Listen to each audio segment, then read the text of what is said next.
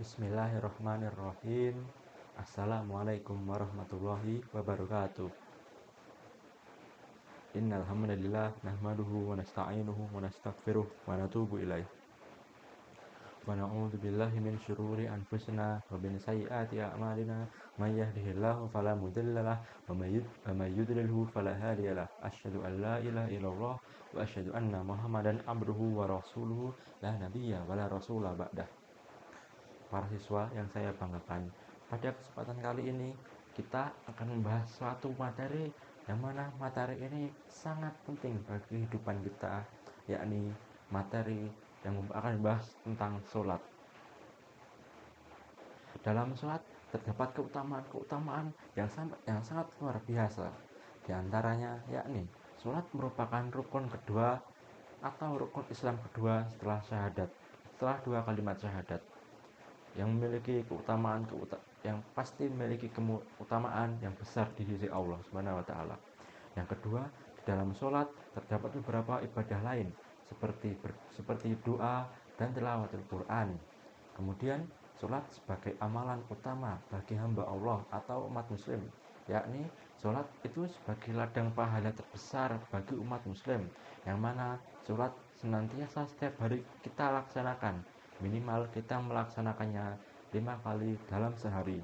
Kemudian, sholat dapat mencegah dari perbuatan keji dan munkar.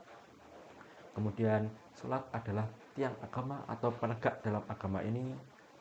Dan yang terakhir, sholat merupakan amalan yang akan pertama kali dihisab pada hari kiamat.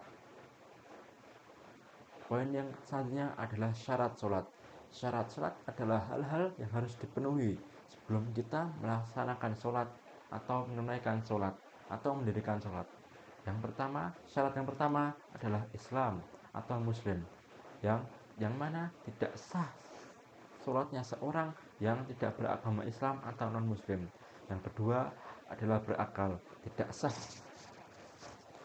sholatnya orang-orang yang tidak berakal atau orang gila. Yang ketiga adalah balik, yang mana anak-anak kecil yang belum balik itu tidak wajib baginya untuk mendirikan sholat. Yang keempat adalah suci dari dua hadas besar dan hadas kecil.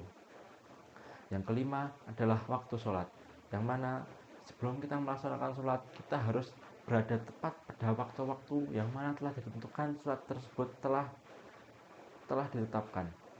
Dan yang keenam adalah menutup aurat dengan sempurna. Yang ketujuh, menjauhi najis, baik najis pada badan kita maupun najis pada tempat di mana kita akan memberikan sholat.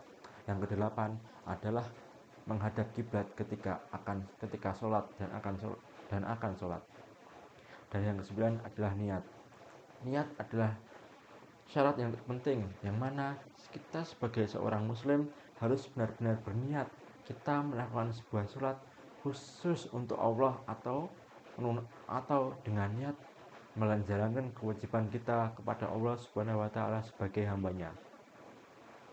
Kemudian setelah syarat-syarat tersebut terpenuhi, maka barulah kita bisa menunaikan rukun-rukun sholat atau biasa yang disebut sebagai tata cara sholat. Rukun yang pertama adalah berdiri tegak, kemudian dilanjutkan dengan takbiratul ihram, kemudian dilanjutkan dengan membaca surat Al-Fatihah pada setiap rakaat, kemudian dilanjutkan dengan rukuk pada setiap rakaat, kemudian dilanjutkan setelah rukuk bangun dari rukuk dan i'tidal dengan sempurna, kemudian dilanjutkan dengan sujud, kemudian dilanjutkan dengan bangkit dari sujud dan duduk di antara dua sujud dengan sempurna. Kemudian di antara rukun sholat harus dilakukan secara tumakninah. Yang selanjutnya yaitu membaca tasyahud akhir. Yang ke-12 duduk tasyahud akhir. Kemudian selanjutnya yakni salam. Dan yang terakhir, rukun yang terakhir adalah tertib dan berurutan, yang mana rukun-rukun tersebut harus ditunaikan secara berurutan, tidak boleh mendahului satu sama lain dan tidak boleh mengakhirkan satu sama lain. Nah, poin yang selanjutnya yaitu pembatal sholat. Pembatal sholat adalah hal-hal yang dapat kita mengeluarkan dari perbuatan sholat atau dari perbuatan sholat. Apa saja pembatal-pembatal itu?